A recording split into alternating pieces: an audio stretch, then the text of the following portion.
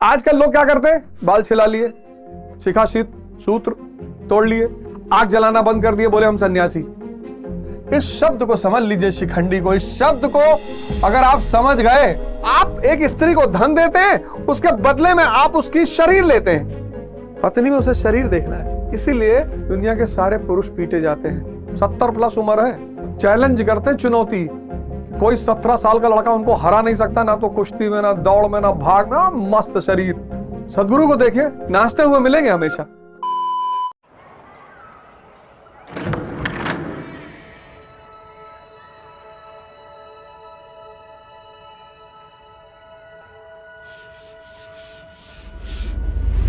इस शब्द को समझ लीजिए, शिखंडी को, इस शब्द को अगर आप समझ गए, शिखंडी अनुराग के आगे है।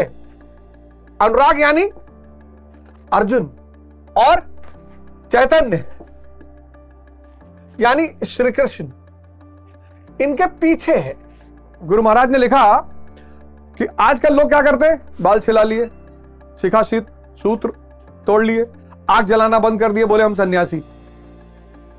बाल सेव करा लिए, शिखा सूत्र तोड़ दिए, बोले हम आग जलाना बंद कर दिए, बोले हम सन्यासी। और शिखंडी ने मारा किसको? तो सन्यासी बनेंगे कैसे? क्या है सन्यासी का मूल रूप और कौन है ये शिखंडी? आपका जो महाभारत का युद्ध होगा ना, उसमें इसकी बहुत बड़ी भूमिका होगी। शिखंडी है चिंतन पद्धति। चिंतन पद्धति। अब बताओ, ये कोई अंग है शरीर का? नहीं। इसके पास अपनी कोई शक्ति है? नहीं। बस यही शिखंडी है। ना तो ये शरीर का अंग है और ना इसकी कोई अपनी शक्ति। ना तो ये शरीर का अंग है चिंतन पद्धति, और ना इसकी कोई अपनी शक्ति। तो ये हो गया शिखंडी, लेकिन है बहुत ताकतवर।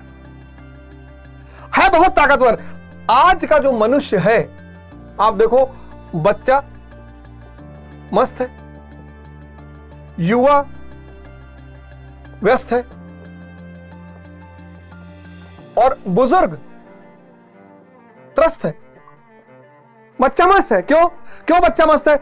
इसको भोग अभी पैदा नहीं हुआ इसके अंदर, अभी दुर्योधन विकसित नहीं हुआ इसके अंदर। बच्चे के अंदर दुर्योधन अभी विकसित नहीं हुआ।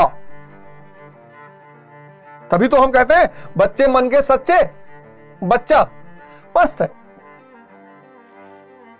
अभी भोग इसके अंदर जागृत नहीं हुआ। क्यों? क्योंकि दुर्योधन अभी शक्तिशाली नहीं है।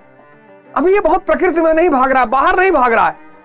अभी इसका जीवन बड़ी छोटी छोटी बातों पे, चॉकलेट पे घूम रहा है। अभी इसका मैं मजबूत नहीं हुआ है कि आपने इसको एक तमाचा मार दिया, ये आपसे बात नहीं करेगा। हाँ, ये फिर 5 मिनट आपसे बात करेगा।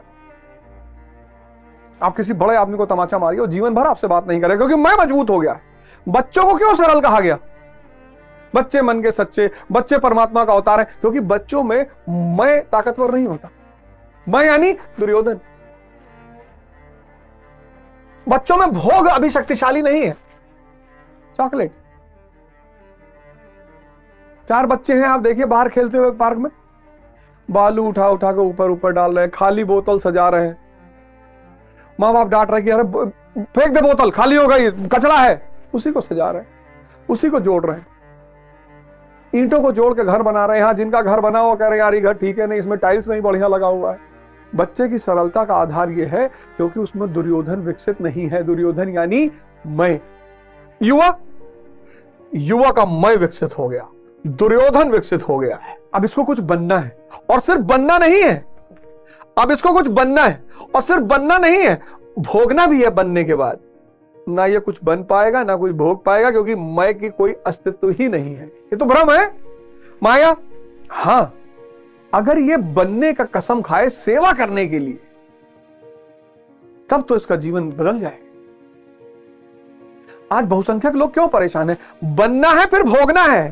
पहली बात तो बन ही नहीं पाओगे, और मान लो गलती से कहीं बन भी गए तो भोग नहीं पाओगे, क्योंकि तुम हो ही नहीं, मैं का अस्तित्व ही नहीं है। हम अपने चारों तरफ पैसे वालों को, पद वालों को परेशान देखते हैं, लेकिन चिंतन पद्धति का अभाव है, शिखंडी का अभाव है। और बुजुर्ग, इसका मैं तो और ताकतवर है, पर काशी कमजोर हो गया है। शरीर इसकी काशी जीर्ण हो गई है, सर खत्म। तमन्ना बहुत है, ताकत नहीं है।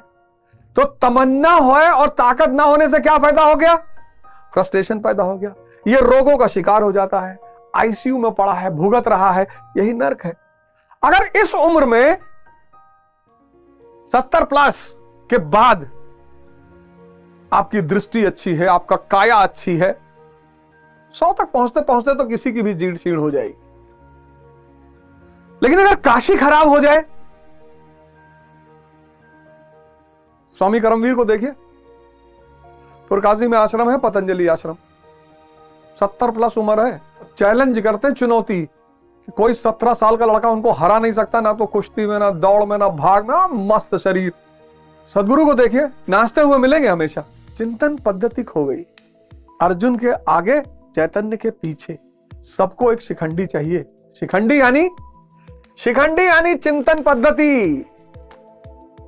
खो गए लोग।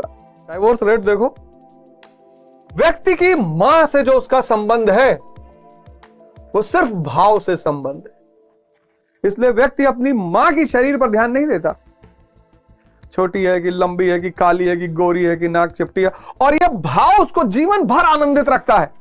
लेकिन पत्नी में वो भाव नहीं देखता, पत्नी में उसे शरीर देखना है। इसीलिए दुनिया के सारे पुरुष पीटे जाते हैं। जो भी पत्नी दंश का शिकार हैं, वो इसीलिए शिकार है क्योंकि जीवन तो आपका इससे कटेगा ना, जीवन इससे तो कटेगा नहीं तो वैश्याएं एक से एक सुंदर हैं, जाइए निकाल लाइए, किसी से विवाह कर लीजिए। वैश्यावृत्ति को, प्रोस्टिट्यूशन को क्यों पाप कहा गया? वैश्यावृत्ति, आप एक स्त्री को धन देते हैं, उसके बदले में आप उसकी शरीर लेते हैं। ये देखिए, और दोनों मैटर है, चैतन्य नहीं है। यह भी इसीलिए दोनों को माया कहा गया, भोग की दृष्टि से। माया का मतलब कुछ है नहीं, दिखाई पड़ता है। जैसे आप रेगिस्तान में जा रहे हैं और दूर आपको पानी नजर आ रहा है सूरज की किरणों की वजह से, लेकिन जब आप वहां पहुंचते हैं वहां पानी है नहीं, माया। तभी तो कबीर ने कहा, माया छाया एक सी, बिरला जाने कोई। छाया दिखाई पड़ती है, होती नहीं है। वैश्यावृत्ति इसीलिए पाप है।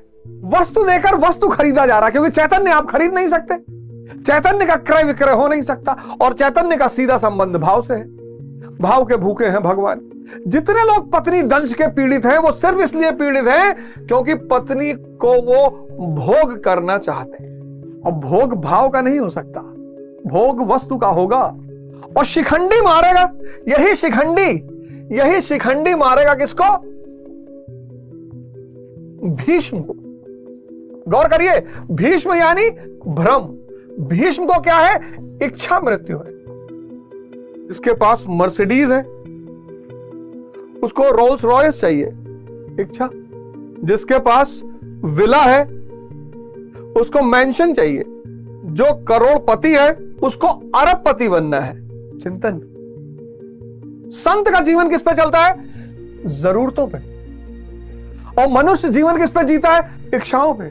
और इच्छाएं अनंत है।